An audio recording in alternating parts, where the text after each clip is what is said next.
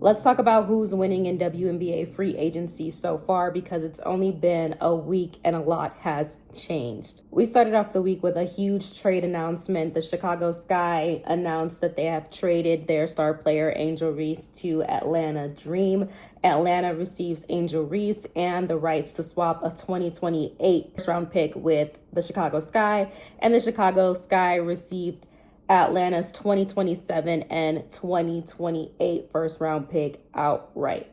Now, this seemed like a very strange trade in the beginning. Why in the world would Chicago give away one of their best players who led in every statistical category last season, especially being that she is a huge star off the court and brings so many eyes onto the team? But it must be said that there has been a little bit of controversy between Angel and the Chicago Sky, starting I think last year when she made some comments to the media which the team deemed detrimental and ended up suspending her for half of a game based off of what she said, which essentially she was just saying that she didn't want to settle for what they had been doing in the past and that they really needed to acquire some new players in the offseason. Well, lo and behold, Angel is no longer a factor. A lot of people in the beginning thought that Atlanta got away scot-free. They retained their core five and added Angel Reese.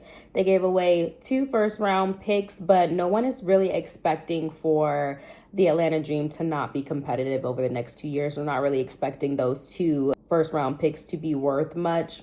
And there was just a lot of people who were upset about this trade, especially Chicago Sky fans. We saw the Chicago Sky lose over 10,000 followers on Instagram within the course of 24 hours after announcing this.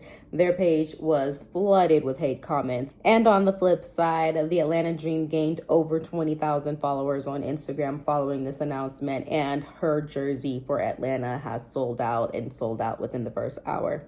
Things are not looking too bad for the Sky, though, because as of today, they have signed free agents Dejanay Carrington, Skylar Diggins, Azurá Stevens, and they have traded for JC Sheldon, who's coming from the Washington Mystics, and Rickea Jackson, coming from Los Angeles Sparks. And then they re-signed Rachel Bannum, Courtney Vandersloot, and Elizabeth Williams. All is not lost here. I think they definitely addressed some of the major issues that they had last season. From a distance, it looks like they've got their guard. They got the offense situation squared away. They've got some height in Azurá Stevens and Cardoso.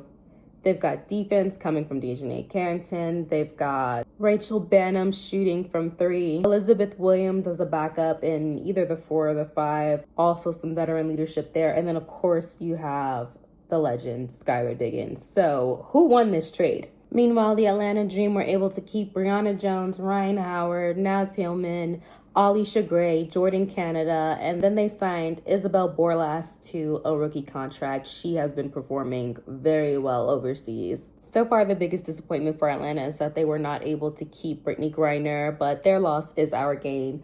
We signed Brittney Griner to a 2-year contract, which means that she will play in our very last season in Connecticut, and then she will follow us to Houston at the start of next season, which in fact is her hometown. So I think that works out in her favor.